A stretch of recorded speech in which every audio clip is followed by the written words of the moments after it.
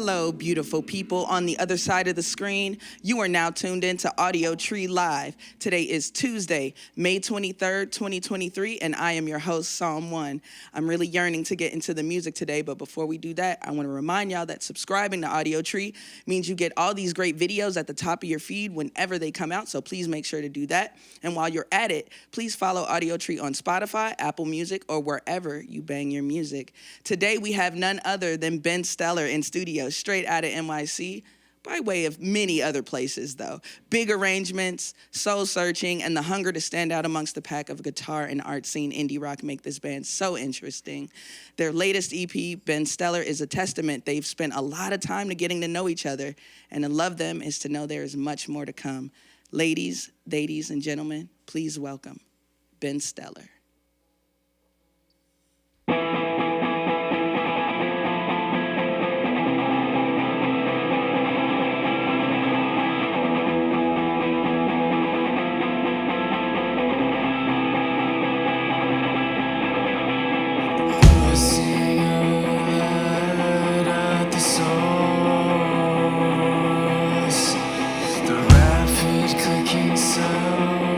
As the life runs its course, because he never stops.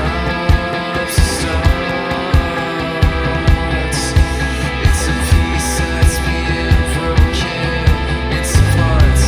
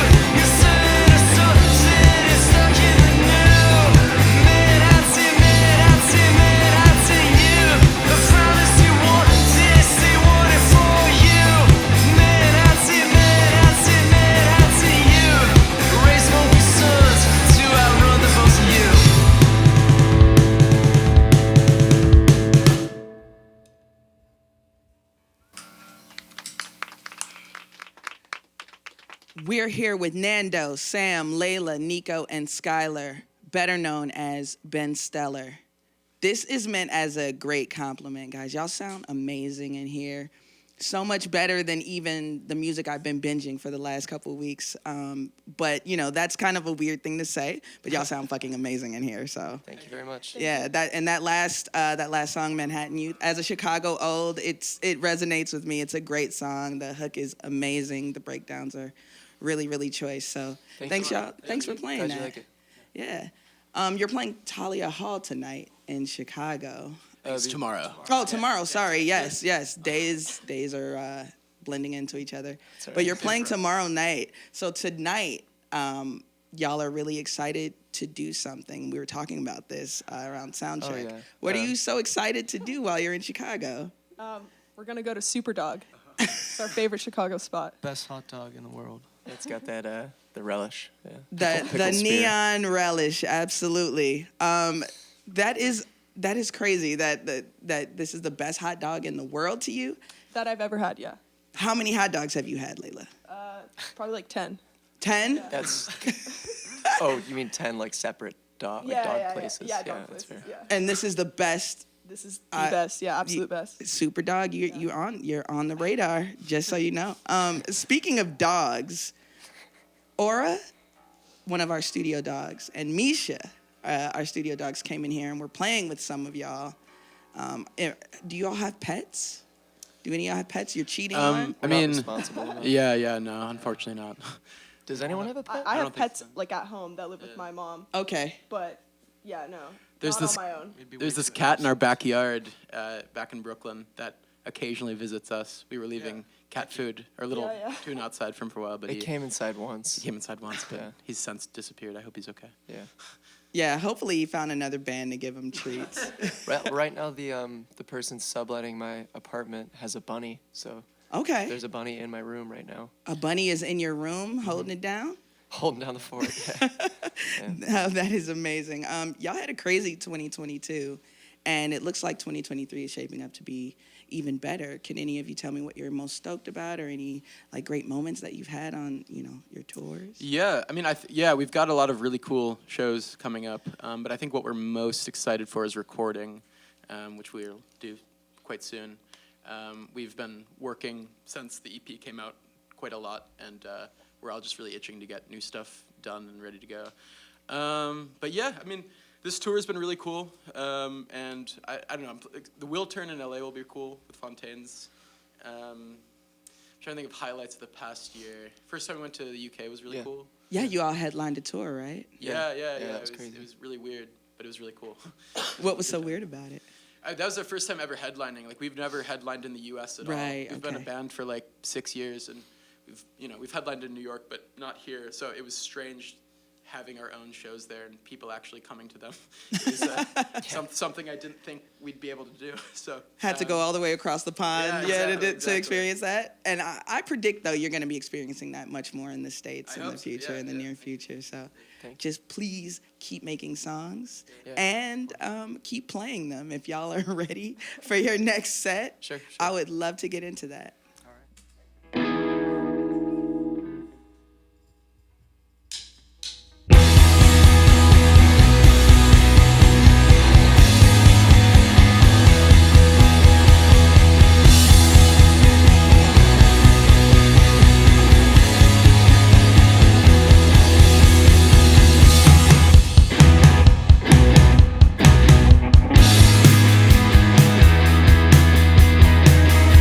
Spill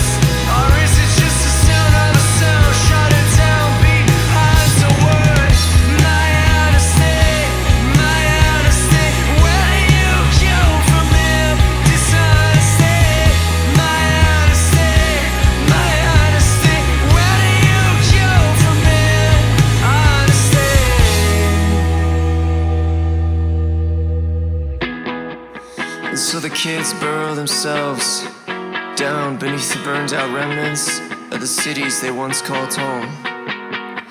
And on the cave walls they paint images of jazz and forge altars to the heroes of the past. And they saw the best minds of their generation only a memory, separated by a screen, machine to machine, task after task. That's an abundance of nothing. You ask the altar will tell you. You let it all go on. Let it all go on.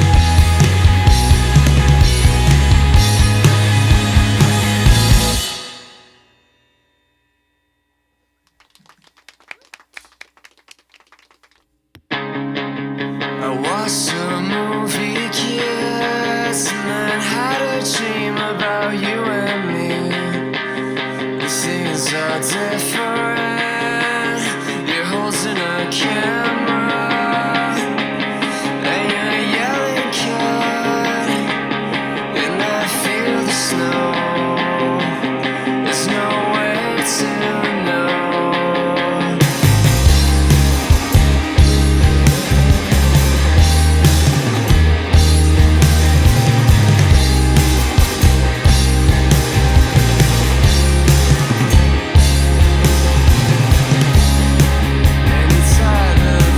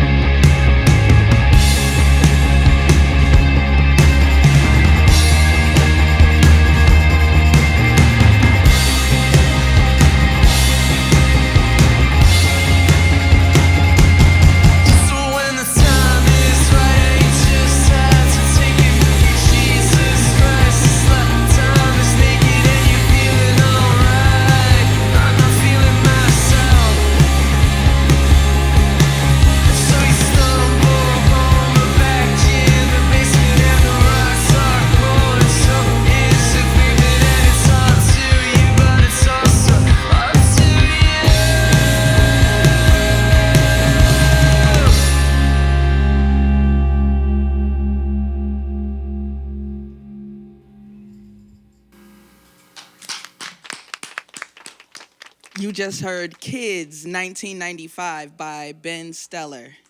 Kids is a fucked up movie, y'all. It really is. Please tell me more about these lyrics and the significance of that film to the lyrics of this song. Yeah.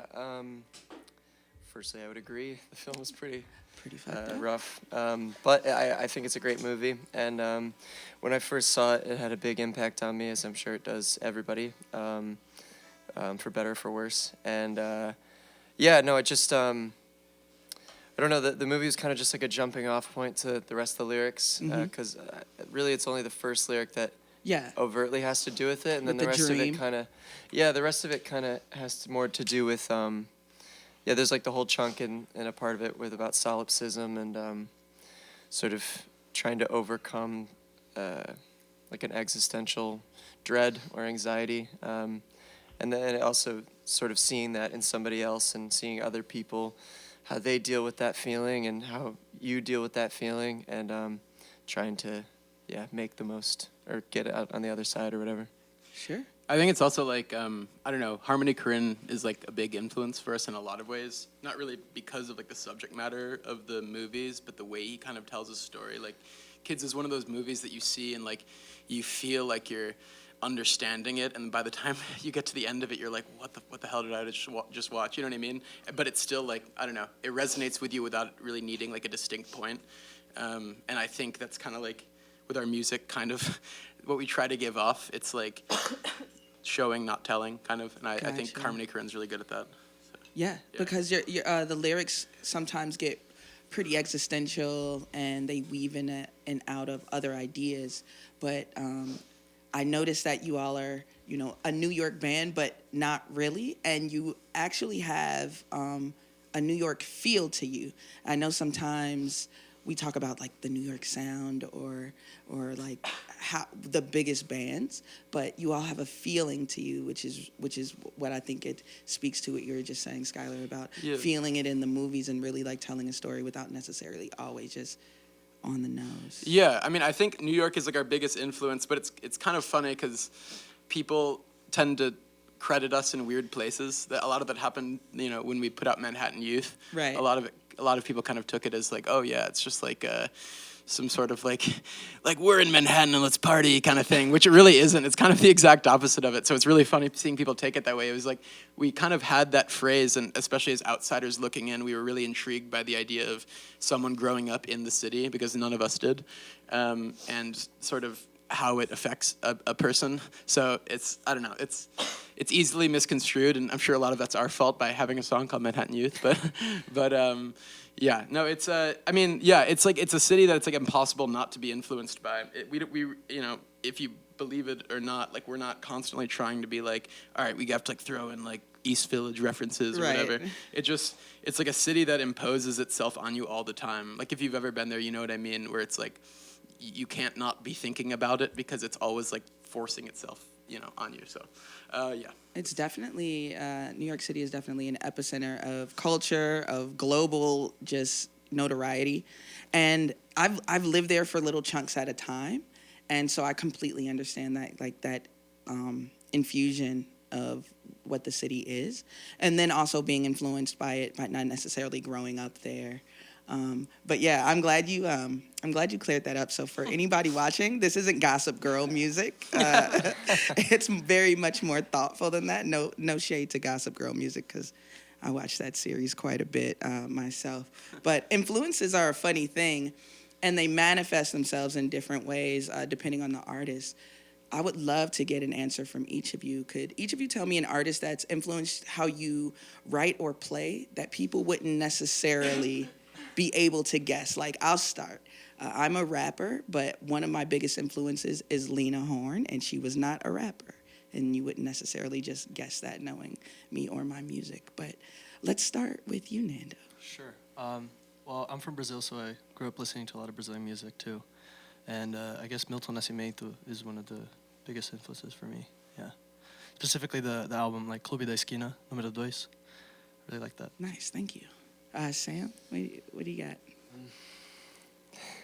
I gotta say it. Just go ahead. Harry Nilsson. Big Harry Nilsson fan.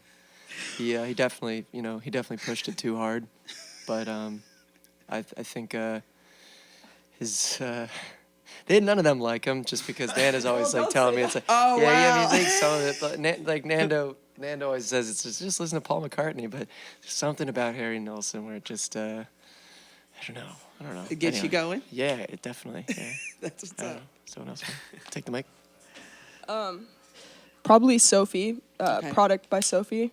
That was like the first album that kind of just like showed me that, I don't know, I guess it's easy to get caught up in like trying to chase like a certain sound based on like Yeah. what's popular. Like there's so much noise in music that it's easy to like lose yourself. But that was like the first album that I was like, you literally just have to be yourself, and like Yeah, that's do like what the you most want. important thing about being an artist. So yeah, that's my favorite album of all time.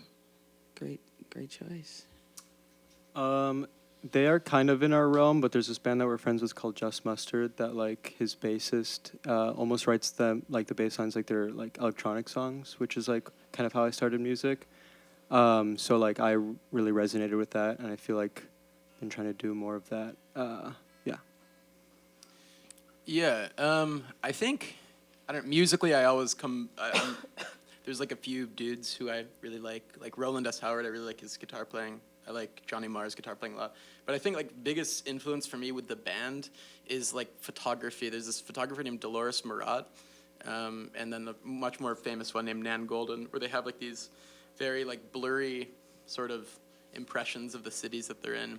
And yeah, I'm like obsessed with it. I think it's like kind of putting sound to those pictures is like a thing that I feel like I'm kind of trying to do all the time. So yeah. Nice. I wouldn't have guessed any of those answers, so I appreciate that. I was reading an interview where Layla, you were speaking to how the pandemic gave the band an opportunity to really like understand what it was you all were trying to do in music, and like you said before, not getting distracted by the noise and the hustle and bustle of what New York City can be for a band. Can you speak more to that, about how sort of disconnecting helped y'all just kind of be even closer, because y'all met at NYU, correct? And so you already were kind of a unit. Can you speak to how the pandemic got you even closer? Yeah, it was weird. I mean, Sam and I went back, I was still in New York. Sam went back to Michigan, Nando went back to Florida, Nico and Layla went back to LA. So yeah, it was really weird. I mean, it was like the first couple months of it were like, we thought that like our entire universe was falling down because we had this one show booked, and like it's just really funny thinking about it because it was going to be such like a small show that no one would have gone to, but like to me that was like, oh, it's done. It's like the biggest thing in the world, just over, yeah. And we were going to release an album as well, but honestly the pandemic I feel like kind of saved us in a lot of ways, because it you know, when you're a band in New York and you're constantly playing shows, it doesn't really give you time to kind of make good songs, as crazy as that sounds. It's like an impossible thing. Like you're working all the time, and then you have like practice twice a week, and like, you know, if you want to be playing shows, it takes up all the time. So it kind of was able to break us out of that mold of like the New York City band and like the template of it, and we're like, okay, like if we're never able to play shows again, we just want to make really good music. And I think that's kind of what it did to us. It's like, you know, let's do this right. let's make something that actually matters, because, you know, we might be the only ones ever listening to it, you know? So, yeah, I mean, pandemic is obviously terrible, but I feel like that kind of started the true version of the band that we are in a lot of ways, so. Great answer. I mean, I looked at your timeline, so it was like these songs were already, you know, being crafted and bubbling, and then y'all had so much time to perfect them, and they sound so good in here. And your closing song actually gets more into that making sense of a time that is so strange, and seeing the place that you're coming to love and the place that you're so familiar with become unfamiliar. I really like this last song, so please, whenever you're ready, get into it. And thank you so much for being here. Thank you for every camera operator, lighting operator, and engineer in Audiotree. This is a very special time and a very special place. So thank you all, and whenever you're ready, let's get into it.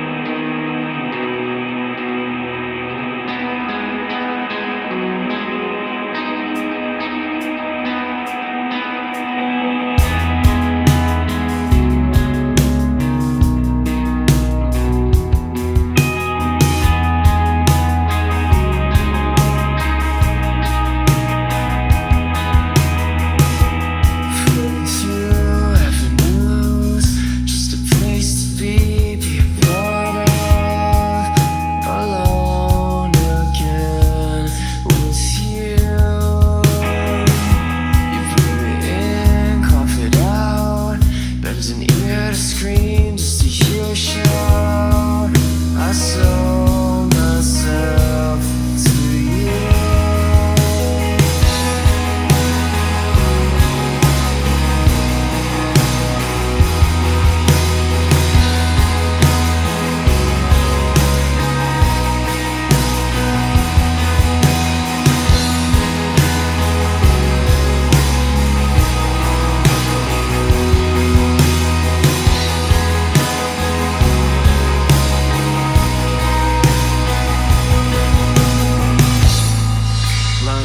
Outside a cactus, tourists snake around the bend. A man shakes a cup rhythmically. My wandering eyes, they keep blinking.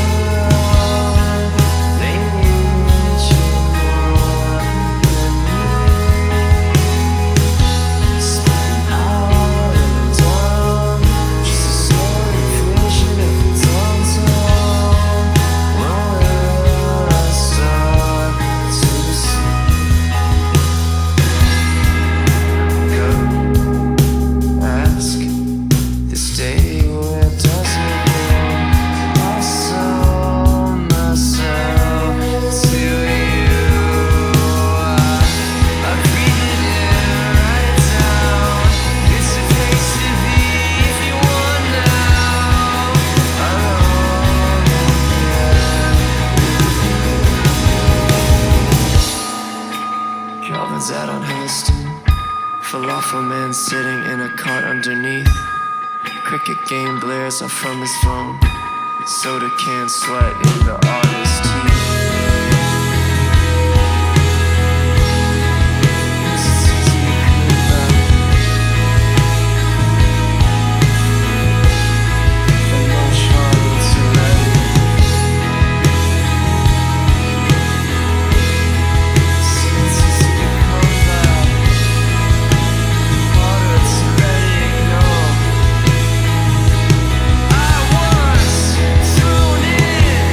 As